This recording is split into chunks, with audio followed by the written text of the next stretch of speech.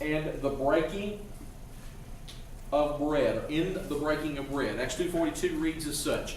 And they continued steadfastly in the apostles' doctrine and fellowship, in the breaking of bread and prayers. Now, we need to understand, just kind of a real quick review, that Jesus has died, he has been resurrected, he has now ascended, the Holy Spirit has come on the place, and it's just a wild and crazy Jesus time that's going on. People are accepting Jesus left and right. They're being saved. There's a churchy term.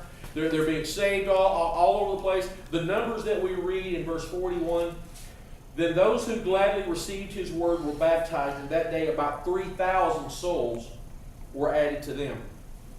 We've already looked at those first four words, and they continued steadfastly. Then in the apostles' doctrine. Last week it was in fellowship. And by the way, I'm glad to be back at home at Chisholm Auditorium. I enjoy the art gallery, but I'm glad to be back here. Tonight, in the breaking of bread, when you hear that phrase, when we look at the breaking of bread, what does this mean to you? What do you think of in context of church, of spiritual growth? What do you think? The breaking of bread. Anybody? You repeat that? Sure. What does the phrase, the breaking of bread, or in the breaking of bread, really mean? What does it mean to you when you hear that? Jesus giving you part of his likeness. Okay. All right. I'll take that. Someone else. Yes, ma'am. Isn't it about fellowship with one another? Okay. Definitely ties into that. Okay. Got you, buddy. Community? Say it again. Communion? Communion. Okay. What else? What do you think? What do you think of?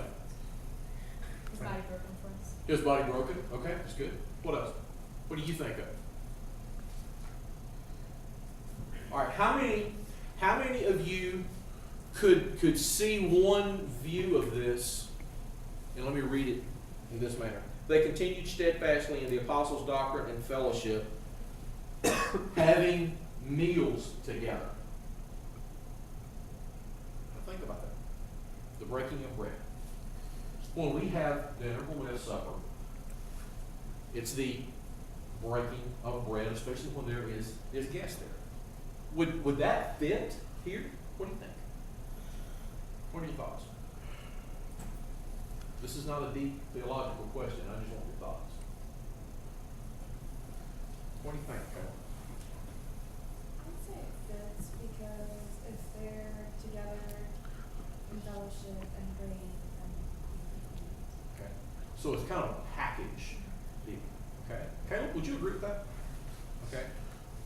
How many of you, before you came to college, was accustomed to either going to other families' homes or families coming to your homes 2 to 3 times a week for meals? Anybody? Okay, I want you to look around at the number of hands that's raised. Okay. Yeah, thousands of them. All right. Denise, do you think it would be an accurate statement that when you and I were in high school, that we were either somewhere else or somebody was at our house 2 to 3 times a week? Okay, I think that's an accurate statement. So that means that mom, dad grabbed me, threw me in the car, and we went to somebody else's house just for the simple fact of sharing a meal. Or they were at our house simply for the fact of sharing a meal. This went way beyond the concept of, oh, I'm throwing a party, or I'm entertaining, I got to get out the best glasses and the best china. That had nothing to do with it. It was 2 families, or in many cases, there were multiple families coming in simply to have a meal together and to hang out and to fellowship and to play cards and to watch movies and so on and so forth. As the generations have progressed, we don't see that now. What would your family have looked like if that had have happened to you? We'll just say your junior, senior year of high school. What would that have looked like in your opinion? Would you have been comfortable with that? Would that have been awkward? How would you have felt? You got to deal with that. Okay. How would it have been awkward in what manner? Because we're not really used to that. And I guess we'd have to get accustomed to it. Like our generations are just different. I agree. Now, and it brought. Yeah, I have to agree with Hunter. It's awkward because you have basically, I know in my parents have friends that are long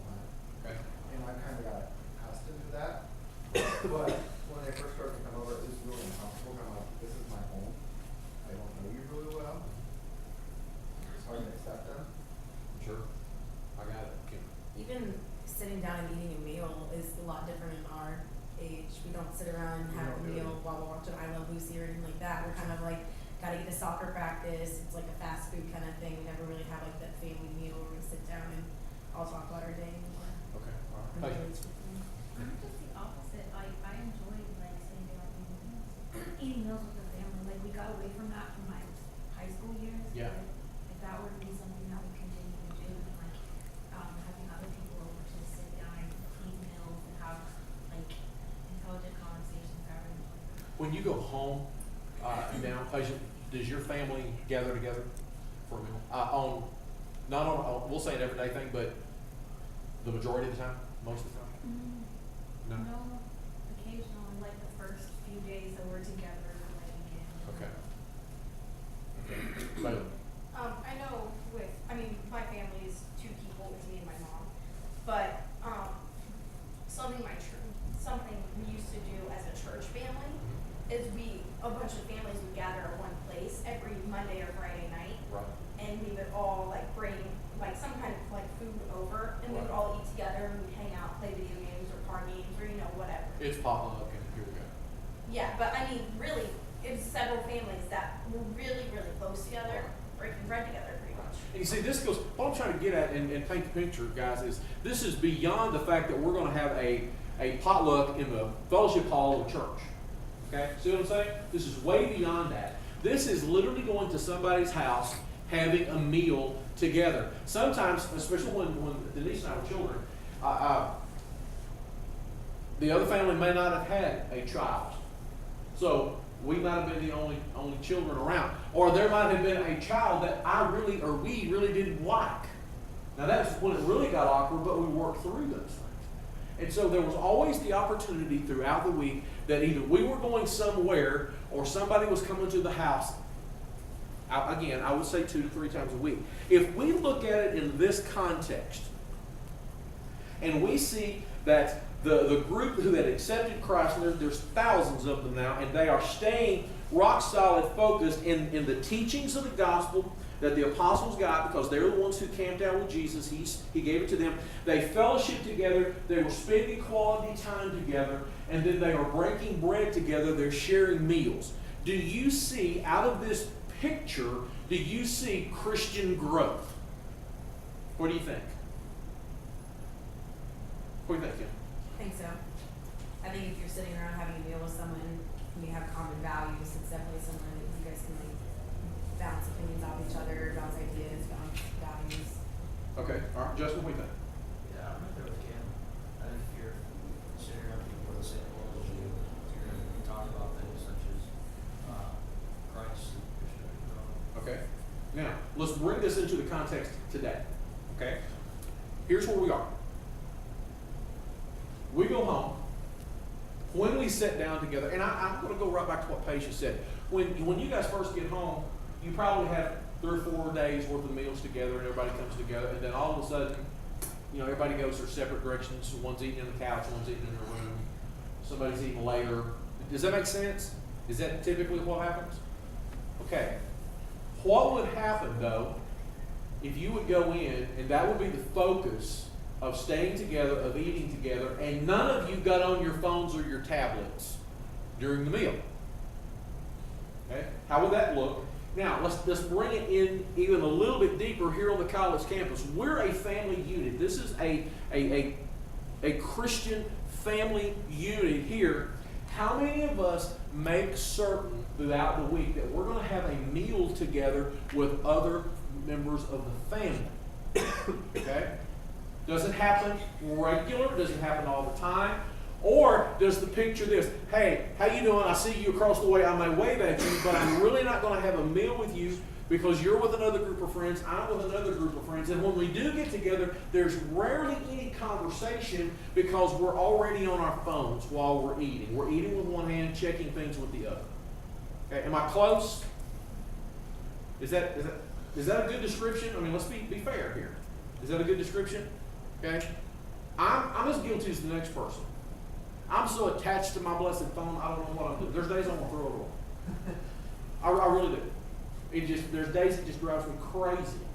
But for the life of me, no matter how attached I am to the darn thing, I can't quite get it out of my hand because I'm going to miss somebody liking one of my statuses. Or I'm going to miss somebody retweeting a tweet. And I want to make sure that I find out who it is that said that did that, because I want to get, that's an attaboy, Jim, you did good. Do y'all feel anything like that, honestly? My thoughts? What would happen at TU if just this small group, there's 20-something here tonight, if this small group would make it a point to having 2 or 3 meals a week with other H2O family members? Now, you guys have tried that successfully with the freshman Bible study. Okay? In your opinion, how did that turn out, Kevin? I thought it went pretty well. That was like a onesie or twosie Yeah. type thing. How would that look, though, if you were to do that? And I'm not talking so much as just the freshman Bible study, but just 3 or 4 of us. And we just make plans to go eat. We're gonna grab a breakfast together. Hey guys, I'm eating at such and such. Y'all wanna hang out? I'm gonna grab this. You wanna go? Whatever.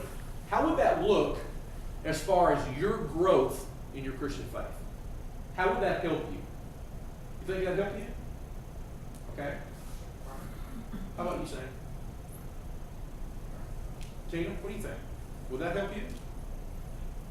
Okay. Here's my challenge to you. Make it happen. That's real simple. Make it happen. And when you make it happen, put your phones down. Make a commitment, put your phones down. Because I believe this is a huge step in the growth of our Christian faith. Now, when you research this and when you really dive into this, there's actually 2 camps of theology in the concept of the breaking of bread. One is just what we've talked about. One is literally having meals together. I like this side of the camp if you just want to know the truth. But there's another deeper side if you just want to know the truth. And that falls in the line of communion. Now, let's read this scripture with the context of the breaking of bread, meaning communion. And this is what it says. And they continued steadfastly in the teachings of Jesus, the apostles' doctrine, and in fellowship, and in communion one with another, and in prayers. How does that read to you?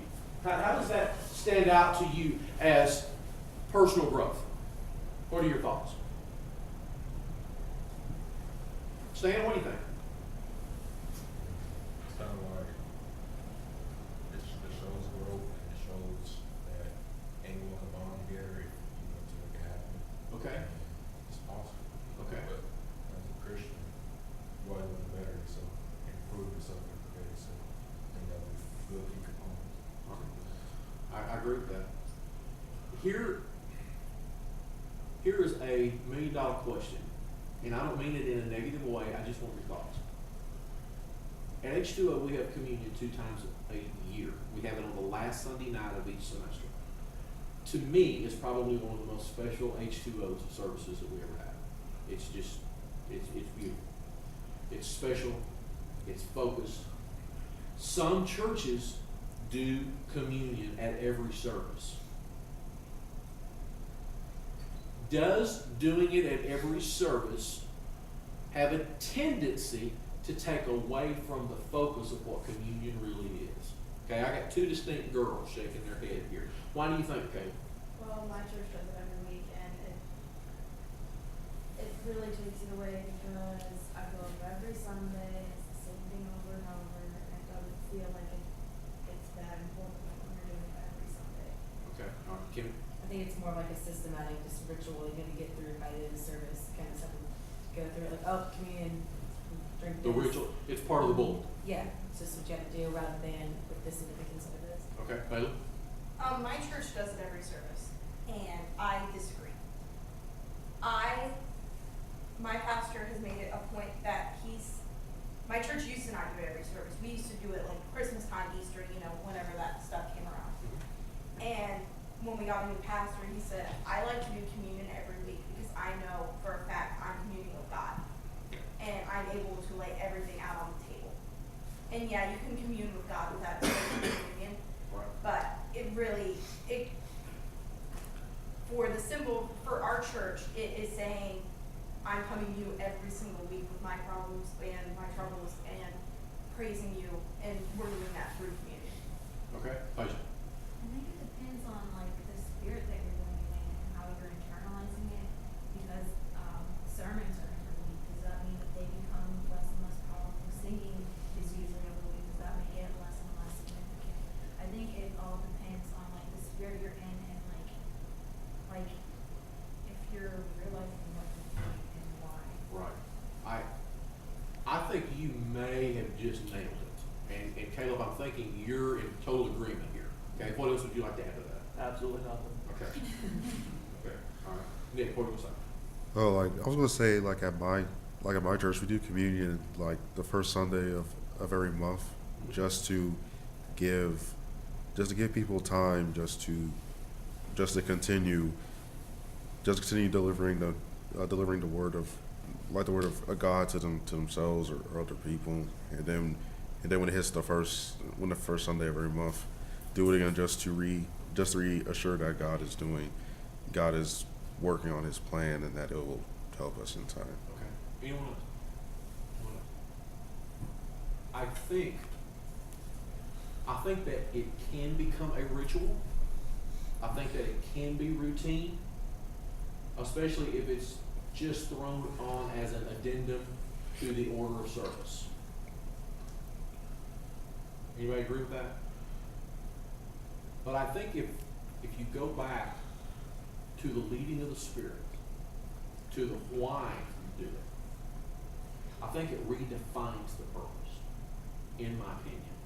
Now, does that mean that it has to be done every week?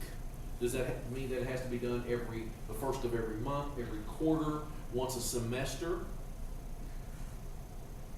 I'm not sure that the quantity of time is defined here, because it simply says they continued steadfastly in the breaking of bread. So I'm not sure that you're looking at a time issue here. The fact of the matter is that they did it, and they continued in it for the right purposes. Now, let's break down communion, if we can. Let's break it down, and let's see what it would look like in the context of the Lord's Supper. I'm going to jump over to 1 Corinthians chapter 11, if you guys want to go with me. 1 Corinthians chapter 11, and I'm going to read starting at verse 17. 1 Corinthians chapter 11, beginning at verse 17. What does that mean to you? How deep is that to you? Based on what we've just talked about. What do you think, Kevin? I think it really just explains the importance of it all Okay. in this seriousness. I don't want to use the terms, these are the rules, but it literally sets a precedent, in my opinion. If we break down what the communion with Christ is, or the Lord's Supper, here's what we're going to find. First of all, it's got to be done in remembrance of Jesus. The whole thing has got to be about Him. As we break the bread, we have to remember Him. That means to actively bring Him to mind and to think about Him. It would be in an unworthy manner if A, we let our minds wander, B, we don't know why we're breaking bread, or C, just to copy others because we don't want to be left out. It's got to be done in remembrance of Jesus. Second thing, and this is critical, y'all. When you come to partake in the breaking of bread as a communion, it has to be done after you have examined yourself and come clean. It's literally an inward looking at your own life, allowing God to bring to the forefront of your mind your sins and your shortcomings and your failures, let's just be honest here, that God wants you to acknowledge so that He can do a mighty work in you and to forgive you of your sins. Because it is at that point that you have just become literally as clear as the snow and as white as the snow that's out here, and that's where God wants us. He wants us to be so ready to partake of this that we want to get rid of the garbage that's in our life and to partake of his body and of his blood, because we're remembering him. We're remembering him on his cross.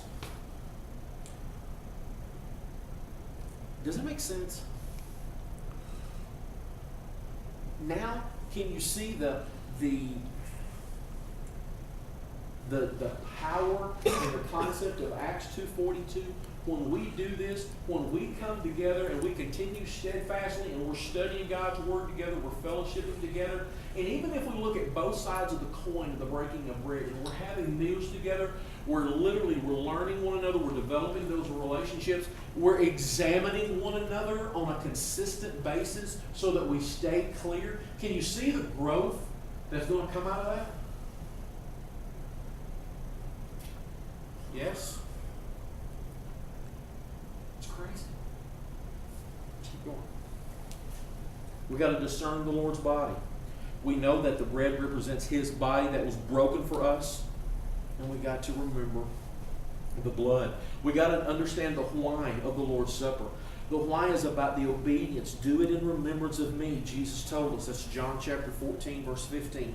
It is done to proclaim his death. Now think about this. When we take the Lord's Supper, we're literally proclaiming Jesus' death on the cross. To proclaim it means to declare it, to make it known to others. Why? Jesus suffered physical damage and pain just for us. He actually died. He loves us. He gave his life. It wasn't taken. Let's make this perfectly clear. Jesus' life was not taken. It was given for us. John 3:16 is clear. For God so loved the world that he gave. It was given for us. And so this is a gift for us, and we have to remember the death that took place so that you and I can have this free gift of eternal life. It's all about Christ. Not only was it about his death, but guys, this is amazingly critical. It is about his return. You can rest assured that as much of the garbage that's going on in this world, and there is all kinds of mess here, it's in America, it's overseas, it's in different countries. There was another school shooting today at the University of South Carolina. For those of you who went on the mission trip with us last year to Florida, it was somewhere close to that BCM building where we stayed at on the campus last year. It was crazy. I've talked to those people today. That's taking place.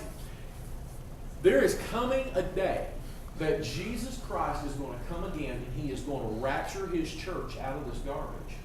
It is going to take place. Those Christians are going to be snatched up out of here, and then all of a sudden, the book of Revelation is going to come alive. And I'm not even going to take a sidestep into that. That was a couple semesters ago.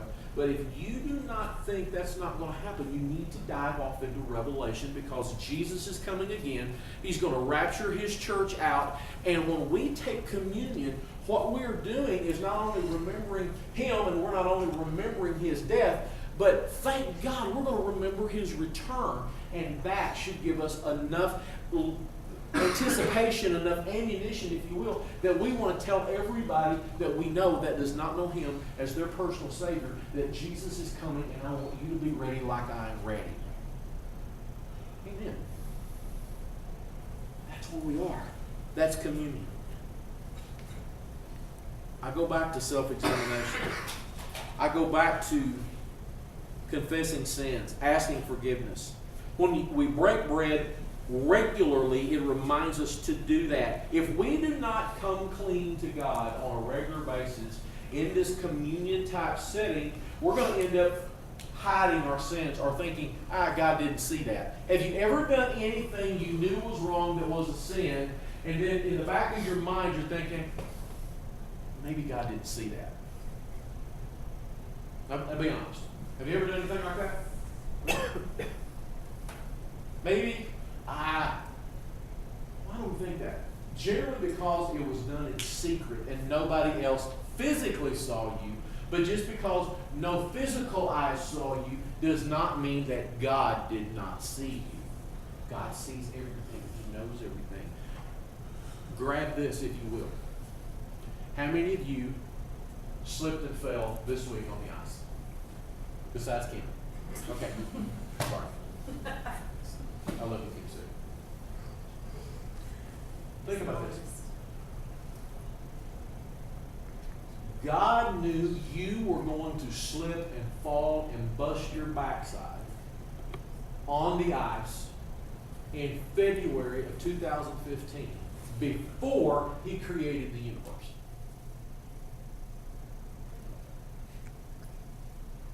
Now that seems like a moot point. Why did He know that? It's because He's God. God knows everything. He's always been there. He always will be there. There's never been anything done that God did not either allow or make sure it took place. God never second guesses Himself. Nothing is done by accident. You are not an accident. I'm not an accident. There's days I feel like an accident. There's days I feel like an accident waiting to happen. But I can go back to the Psalms and I find where Scripture teaches me that God knew me even before I was in my mother's womb. He designed me. He designed me for how and who and what I am today, just as He did the exact same thing to you. And y'all, we got to come back to the point to where we are self-examining ourselves on a consistent basis in order to come clean before the Holy of Holies, in order to grow ourselves so that we can grow others around us, so that we can impact the kingdom. There is a place for that. That's what this is all about. When you divide out Acts 2:42 and you look at this in this context, you're seeing a whole lot of things coming through. You're seeing people that are literally, they're coming together to study together. They're hanging out together. They want to grow together. They want to answer questions together. They want to impact their kingdom together. And there's a key word that kind of sums this whole thing up. What is that key word? Anybody? Keep going. You're really on the right path. Come on. You're about that far from it. Keep going. Fellowship. Keep going. That's already used. Let's bring it deeper. Keep going. There's one word that describes what's taking place here. The word is unity. Does that make sense? It's coming together not as a whole, but as one. Why? Because we are one, right? We're one body with different parts. We're all one body, one head. We looked at that last week when we really defined fellowship. That's where this kind of puts the exclamation point to that. It's about unity. It's about asking ourselves the question, am I helping or am I hindering the body of Christ? It's about, am I accepting of everyone in the church? Do I have any anger or envy of anyone? Am I aware that I have hurt somebody? Is there a type of person that I feel prejudiced about? And you see, these are questions that we have to ask ourselves when we're trying to come clean and to go through this self-examination in order to present ourselves pure to Christ. And it's about being one. And then it's not only communion together, it's communion with Christ. It's to share in, to participate in, to be a part of, to have this fellowship. It's where the word community really comes into play. And we partake of this in Jesus. Isaiah 55, 1 and 2 encourages us to come to God and freely get the spiritual food and drink that we need. Isaiah 55, 1 and 2 reads as such. It says, Ho, everyone who thirsts, come to the waters. And when you have no money, come, buy and eat. Yes, come, buy wine and milk without money and without price. Why do you spend money for what is not bread, and your wages for what does not satisfy? Listen carefully to me, and eat what is good, and let your soul delight itself in abundance. When you take that, it's going to help understand all the stuff we read 1 Corinthians a while ago, where it says, For he who eats and drinks in an unworthy manner eats and drinks judgment to himself, not discerning the Lord's body. Guys, we're almost at a crossroads here. Because we've looked at two different theological camps, if you just want to know the truth. One about just the general concept of coming together, having meals together as families, learning and growing, and I buy that. Do you buy that in this part here? I buy it. I really do. But at the exact same time, I buy it to where it's communion. What do you think? What are your thoughts? And could it be both? What are your thoughts? Anna, what do you think? I'm trying to process. Will you repeat the question? I was trying. I sure will. We literally talked about two different aspects. One about just the general meals, coming together, learning about each other, fellowshipping, again, breaking the bread together. And then we looked at it in the concept of communion and what it means to have communion when we look at breaking the bread. Do you lean to either side? Do you lean to one? Could it be both? What do you think? You mean both to do as yourself and to do. take part Well, in could it? both of those play into this passage? Could both of those concepts play into this passage? Yes. Why? I think so. Because, I mean, I'm trying to word it. I think, in reading the Bible, there can always be two sides to a lot of what he's saying. Okay. Just like how he's saying,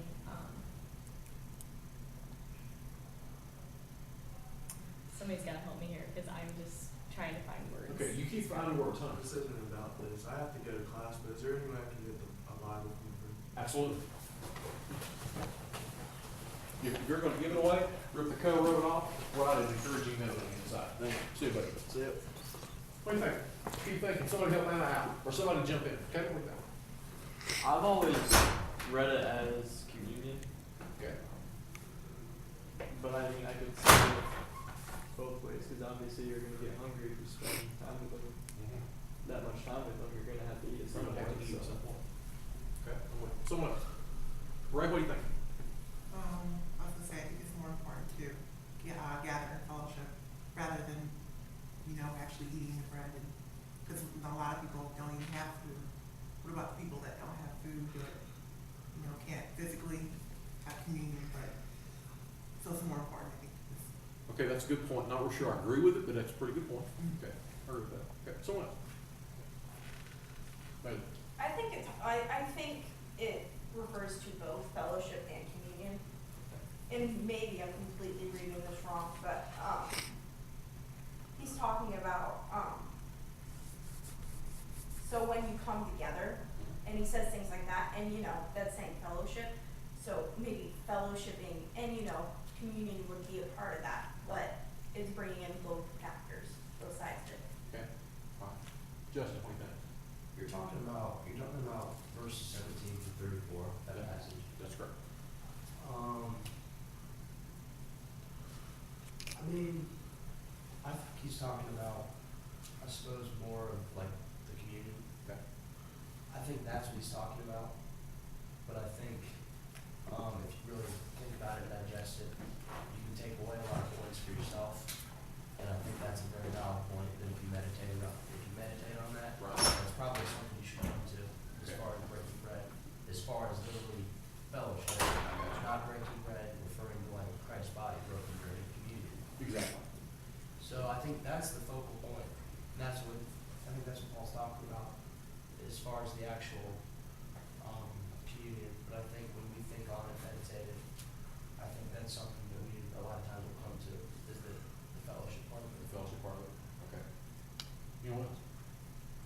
I just checked my Bible, but part of that verse Justin was mentioning says something about like your heart has to be set in order for communion to be well with you.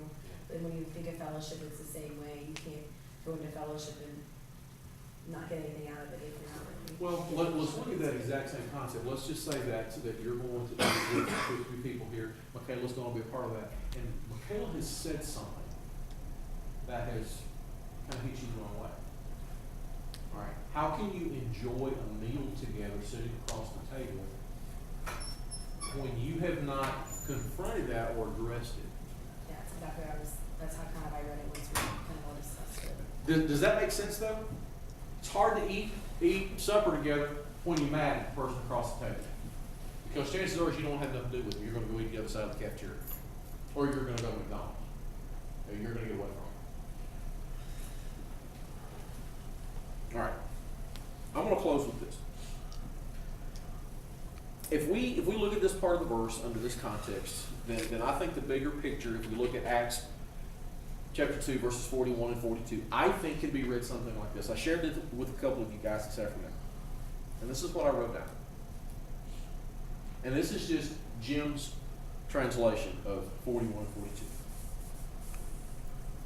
That those 3,000 plus people who received God's word and were baptized did not just stop there with their conversion, but persisted forward without interruption, firmly fixed and unwavering in their focus, by being completely inside and consumed by only the teachings that come from the men that Jesus himself chose and had walked and talked with, because they were called and chosen for this specific purpose, sharing life together as a community of people who are committed to one another in unity as one body, and making sure they continually examine themselves to remove the sin and guilt that separates them from Jesus, remembering him in his death and resurrection, and proclaiming his second coming, all in obedience to his commandments.